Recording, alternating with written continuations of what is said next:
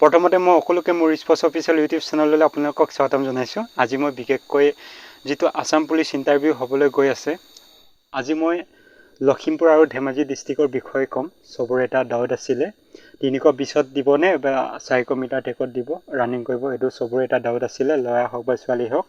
আজি আপোনালোকক মই এই ডাউটটো ক্লিয়াৰ কৰি দিম, এই ভিডিঅ' সহকাৰে আপোনালোকক জনাই দিম।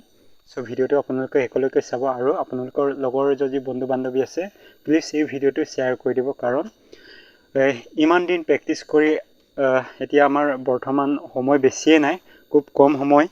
কাৰণ আপোনালোকক মই এটাই কথা ক'ব বিচাৰিছোঁ যে 320ত যদি দিয়ে 320তে আপোনালোকে প্ৰেক্টিছ কৰক, বা 400 মিটাৰ ট্ৰেকত দিয়ে যদি 400 মিটাৰতে আপোনালোকে প্ৰেক্টিছ কৰিব।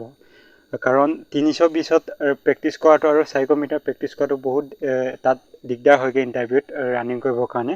চ' আজি মই এই কিমান ট্ৰেকত আপোনালোকক দিব মই এই ভিডিঅ'ৰ যোগেদি আপোনালোকক জনাই দিব বিচাৰিছোঁ। চবৰে এইটো ডাউট হৈ আছিলে মোক, আৰু বহুতে কৈছিলে দাদা ভিডিঅ' এটা বনাই দিবলৈ, সেইটো কাৰণে মই আজি বনাই দিলোঁ। ইমান কষ্ট কৰি আপোনালোকক ফিল্ডত আহি মই আপোনালোকক ভিডিঅ' সহকাৰে আপোনালোকক দেখাই দিব বিচাৰিছোঁ। প্ৰথমতে আপোনালোকে নিজে চাই লওক, মই ভিডিঅ'টো আপোনালোকক দেখাই লৈছোঁ। এয়া নিশ্চয় আপোনালোকে দেখিছে, এবাৰ লখিমপুৰ আৰু ধেমাজি ডিষ্ট্ৰিক্টৰ যিটো ইণ্টাৰভিউ হ'বলৈ গৈ আছে আসাম পুলিচৰ, এবাৰ 400 মিটাৰ ট্ৰেকত ৰানিং কৰিব দিব। আৰু যোৱা বছৰ বা তাৰ আগৰ বছৰ যোনে ৰানিং কৰিছে এই ফিল্ডটো নিশ্চয় চিনি পায়, কিন্তু যিসকল এতিয়া নতুনকৈ এপ্লাই কৰিছে ইহঁতেতো চিনি নাপাব। যিসকলে চাই ফিল্ডখন দেখাৰ লগে লগে গম পাব যে এইটো 400 মিটাৰ ট্ৰেক হয়। আপোনালোকে নিশ্চয় দেখিছে, এয়া বন চন কাটি আছে, জোক-মাক লৈ এতিয়া ৰেডি হ'ল।